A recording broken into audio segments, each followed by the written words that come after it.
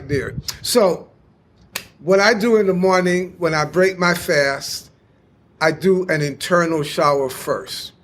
I know a lot of you focus on your external shower. Well, you're living an external life, because, you see what happens when the skin manifests itself, what you ate manifests itself on the skin. Some of you put on makeup trying to hide it after the fact, but the cells that are made from the inside, they show up on the outside at some point, So we do our external shower.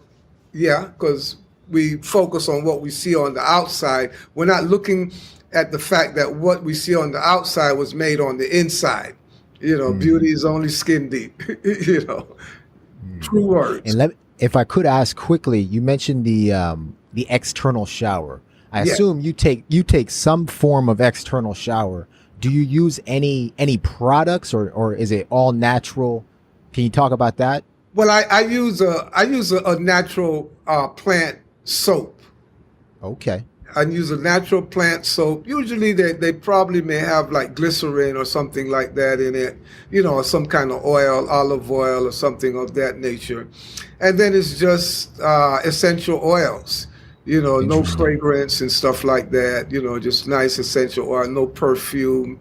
Most of your commercial body soaps, they're made from animal fat. You see, they the grease trap in the restaurant.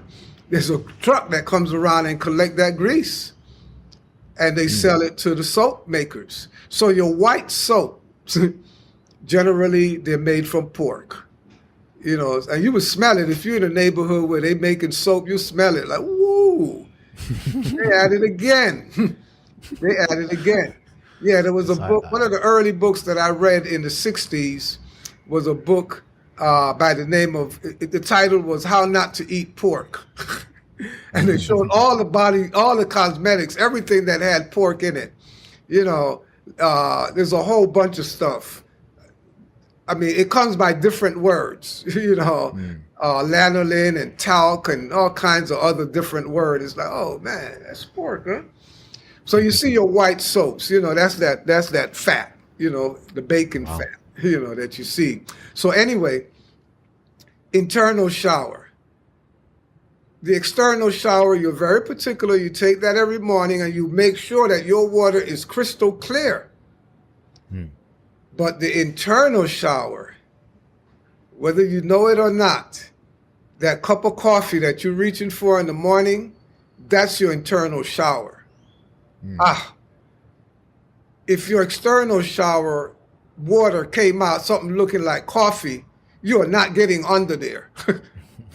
You want it crystal clear.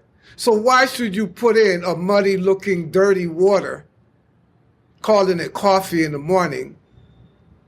Well, because you don't know you're taking an internal shower. So,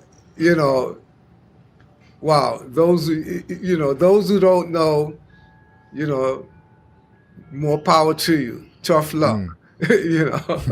Tough luck. So that internal shower, after you've been fasting at night, you're sleeping, you're breaking down the dead cells, all the stuff is now ready to be eliminated. So 8 hours of elimination, that break fast period, you got it as a breakfast. That's a meal. And you snuck a meal in there. I think the bankers did that. They created a meal they call breakfast from the concept of breaking your fast. And you see the kind of meal they got you having for breakfast.